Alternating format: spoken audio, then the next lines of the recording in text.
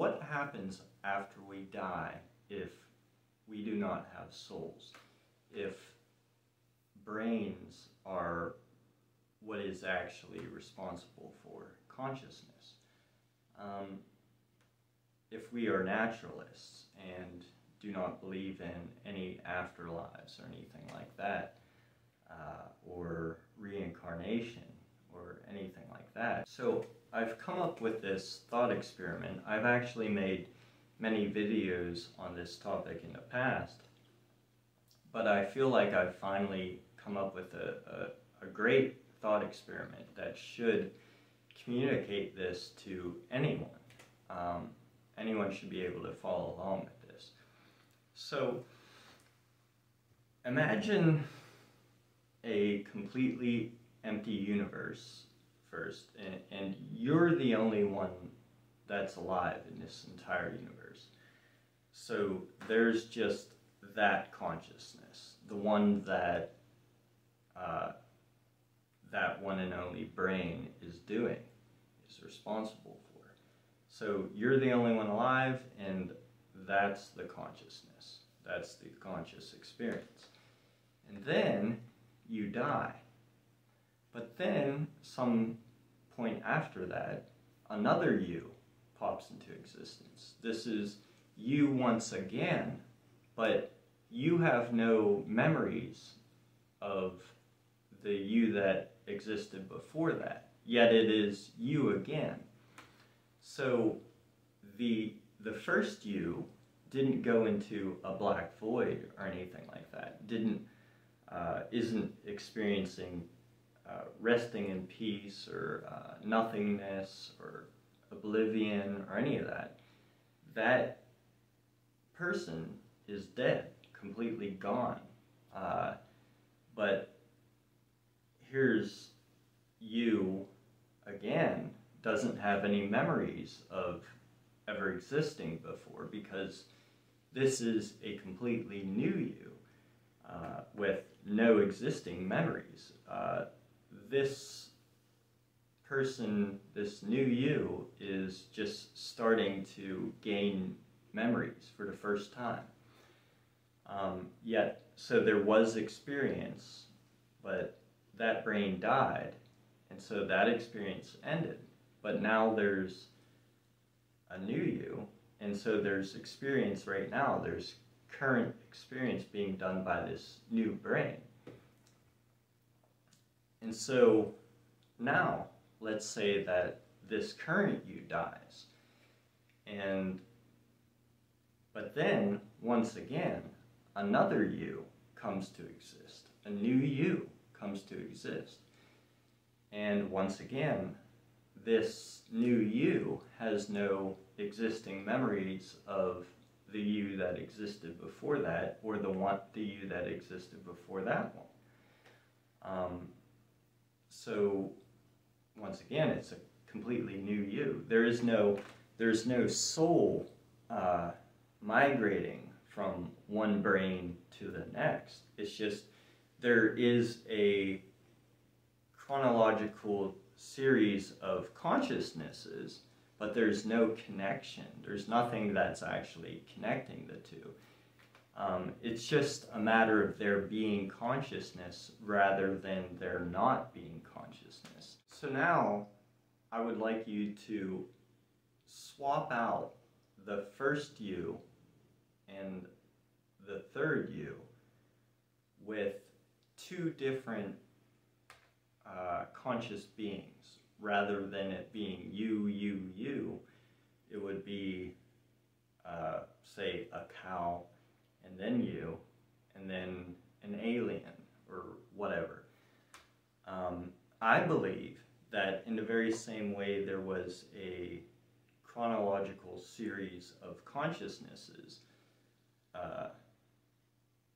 conscious experience, one at a time, that would also occur with three different beings in this scenario where they're the only beings in the universe.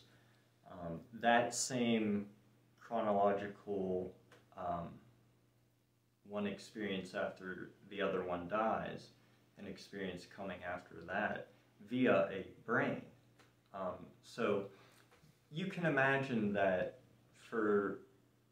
back to the three yous, you can imagine that before the first you came to exist, or the second you came to exist, that their non-existence, just like your non-existence before birth, was followed by a consciousness via the birth of a life, via the birth of a brain. And so we know that after we die, after I die, that there will be brains doing consciousness, that after I die, something is going to be born, whether it be a human. We know humans are going to be born after we die. Animals will be born. So there will be consciousness after this brain dies. And so just like non-existence before birth was followed by a consciousness due to a brain being born and doing a consciousness, I think that death, if death results in non-existence, then why wouldn't that non-existence also be followed by a consciousness that is being done by a brain? In the very same way that non-existence before birth was followed by consciousness being done by a brain via a birth. So back to the thought experiment with the three different creatures. So three different conscious beings. So it's just, you have consciousness via a brain, and then you have consciousness via a brain, then you have consciousness via a brain. So it's just, there's consciousness, consciousness, consciousness. And none of them remember,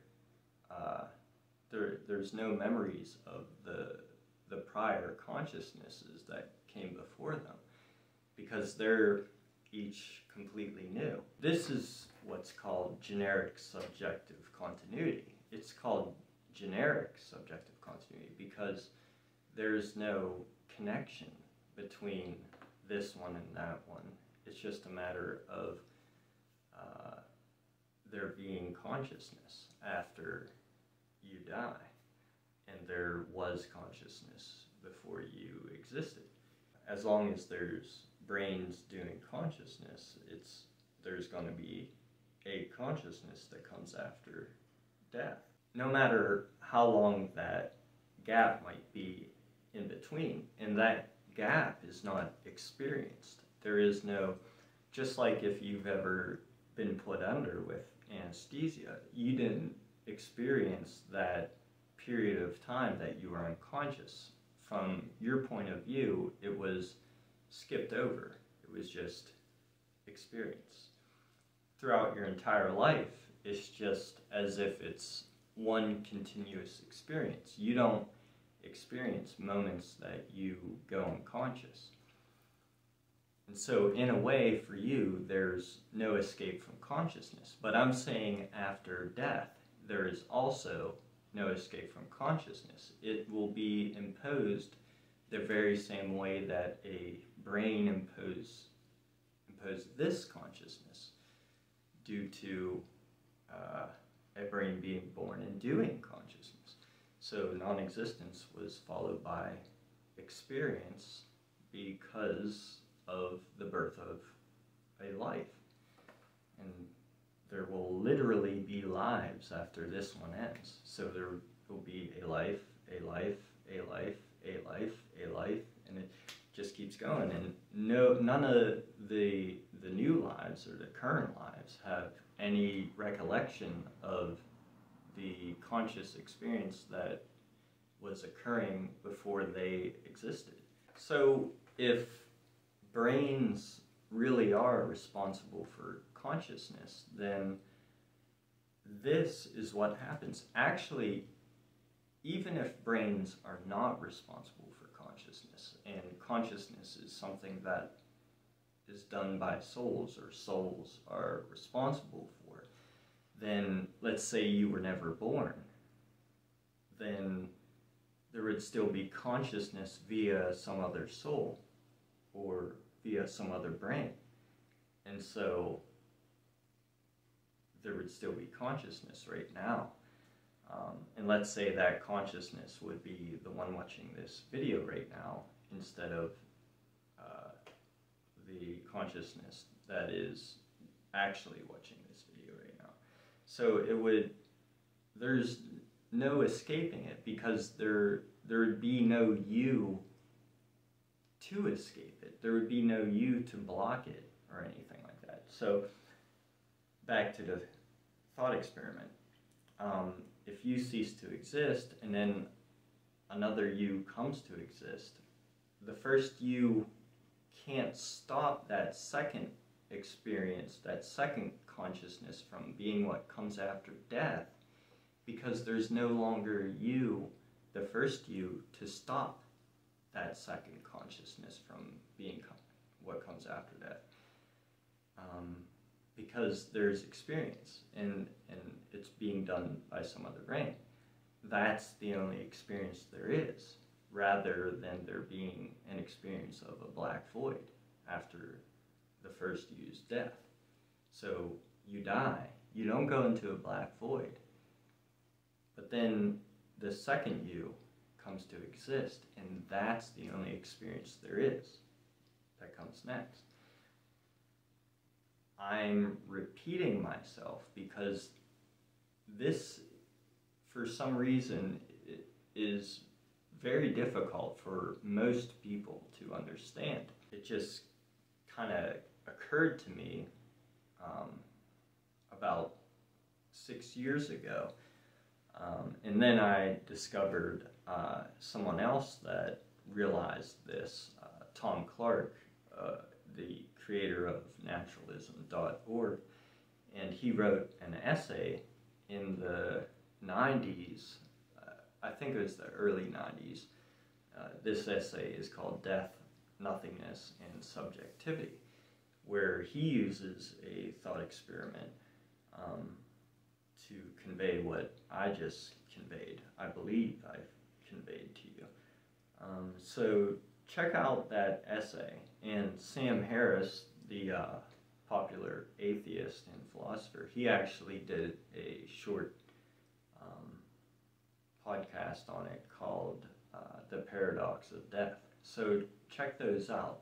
So if an atheist is a naturalist, and a naturalist believes that brains most likely are what is responsible for consciousness, then that atheist should adopt this view of what happens after death, unless they're not a naturalist. But most atheists are, like Richard Dawkins, Sam Harris, Daniel Dennett, the Four Horsemen of the Apocalypse, and most popular atheists are naturalists.